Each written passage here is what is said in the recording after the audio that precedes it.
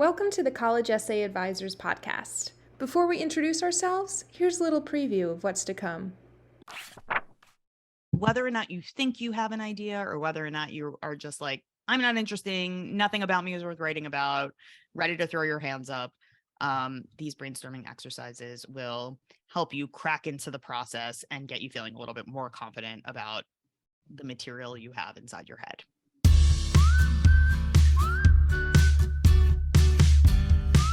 Welcome to College Essay Advisors podcast, an ongoing exploration of how to write college admissions essays that get you noticed and accepted.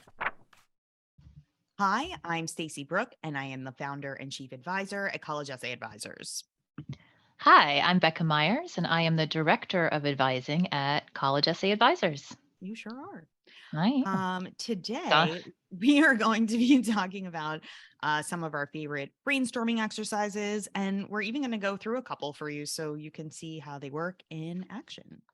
Brainstorming is the spitballing of ideas, the ideating, the creative generation of concepts and feelings and strategies and all the things.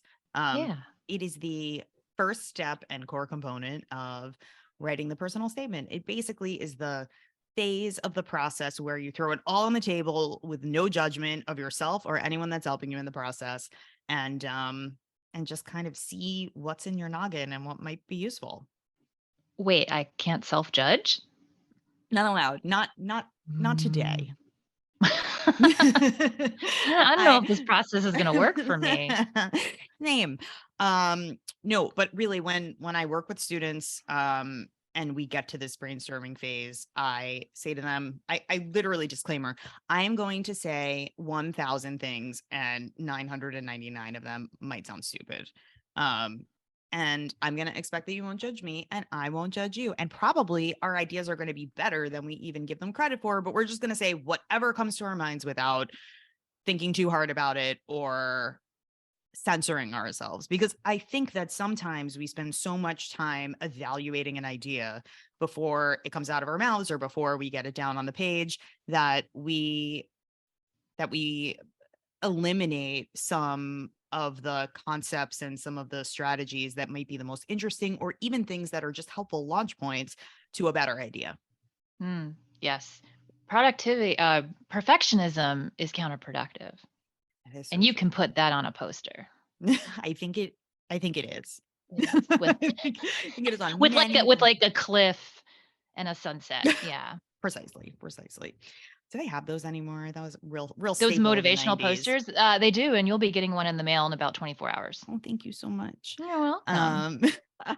So brainstorming. I mean, sometimes, people come into this process and have a little bit of an idea of what they want to write about. Sometimes they come in with no idea whatsoever.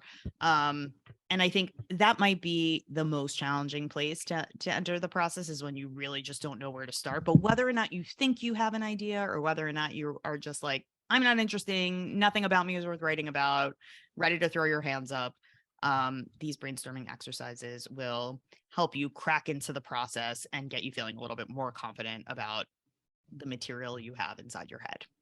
Like a crack of thunder. Sometimes I call it a brain sprinkle or like a brain shower, because I don't always feel stormy. Sometimes you got to start slow with the drops, but totally. But we get there. There's also, there are advantages to brainstorming by yourself, and just kind of getting your own thoughts down, and also different advantages to brainstorming with a trusted partner or a confidant or a mentor or someone who, or a nemesis. True. Ooh, let's try that one. Be my enemy. Yeah, I think there's sort of a different strategy and different set of parameters that can be used when you're brainstorming with somebody else who can maybe help take some of the pressure off or prompt you for certain things. So we recommend you try both. I think what we're going to do now is talk about some of our favorite brainstorming exercises, and then Becca and I are going to challenge ourselves and each other to actually execute them so we can figure out what we're going to write our future college admissions essays about. Sound good? That sounds great. The brainstorming exercise I want to talk about, and one of the ones that I really like the most, is to list all the things you love and list all the things you hate. Everyone. What I usually do is give students a certain amount of time, like 5 minutes, plenty of time. So for 5 minutes, you put your head down and you just write as many things as you can possibly think of, listing the things you love. And I just give the instruction. Things that you love can be anything. They can be feelings, like I love happiness. I love, I don't know. I love compassion. I love humanity. They can be like physical things. I love my phone comes up. It's literally number one. Yes, just get it out of the way. We all love our phones. I love my necklace that I inherited from my grandmother. I personally love food, like literally every single thing one can put in one's mouth. I love food. So it can really run the gamut. I love my parents. And I think you'll find as you get deeper into your 5 minute zone, you take more pauses, you think a little bit, more about some interesting and creative answers, or some things that, again, we're not judging ourselves, but you'll say, does this even count? Does this matter? Do I love this? And you throw it down anyway.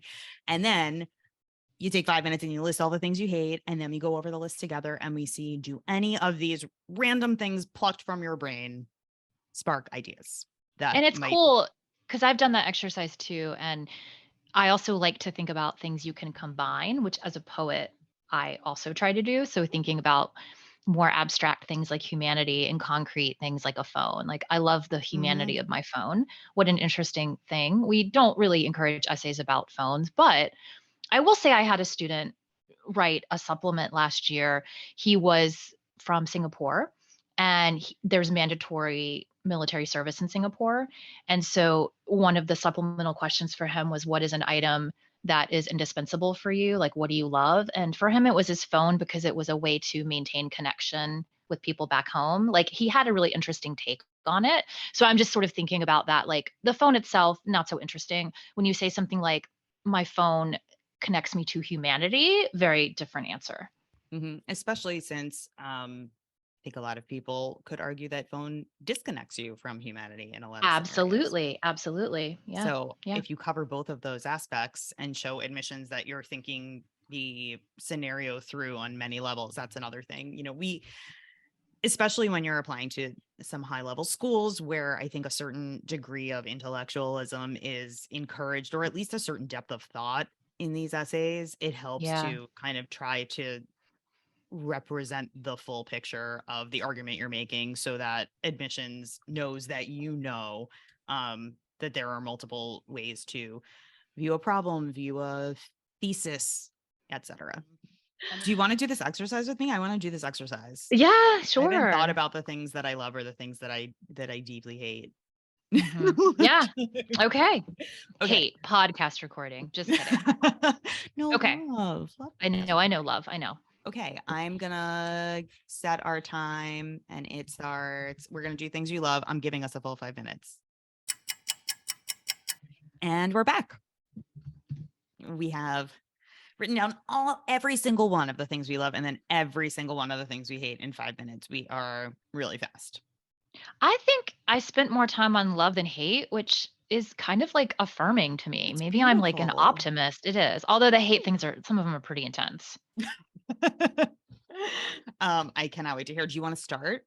Why don't you start by telling us some of the things you love? Yeah, so I'll just read some out, and it's very obvious to me that in this exercise I'm really driven by sound. I have, for example, the musty smell of a bookstore, followed by petrichor, which is the smell of rain, like when it's like just hitting the ground, that fresh rain smell. Oh, So I hear in my know there head. was a word for that. That's cool. Yeah, petrichor. Okay, so what I have is fostering dogs, the cream filling in Oreos, my son, the musty smell of a bookstore, petrichor, earrings that look heavy but don't feel heavy. Good one. Reality TV, all of it. Kindness, how hospice changed me as a person, because I did hospice with my dad when he died. I love my job. The heady feeling of NyQuil when you actually need it, right? I love it when you're sick and you take a little NyQuil and you kind of like drift off. Beautiful. I don't condone any recreational drugs, but being told by a It's not third recreational grader, if you need it. and yeah, Okay. being told by a third grader that I am a pretty mom. Oh, I went into Miles's classroom and two of the girls in the room told me I was pretty. So that was some real ego boosting. And I love love it. language and I love poetry. That's what I wrote down. Incredible. What do I you mean, have? well, before we get into what I have, I'm gonna analyze your list a little. Is that okay? Good. Okay. I mean, I think it's pretty clear Becca likes poetry, but I think that it's also extra evident in the things that she just discussed. The first example she brought up that are so poetic. And those are the kinds of connections that we're looking for in these lists, whether, we're actively thinking about it or not as we're making them. But, the idea that of your favorite things, some of them are smells of highly specific places, that the language that you're using to describe them is poetry in and of itself. That would be, if this was a list of a student, those things would be identifiers for us that maybe poetry is something we can work with, connect to other things that someone loves. I think there's just a lot to go on there. There also, I think something else these brainstorming lists are good for, these lists the things you love, list the things you hate.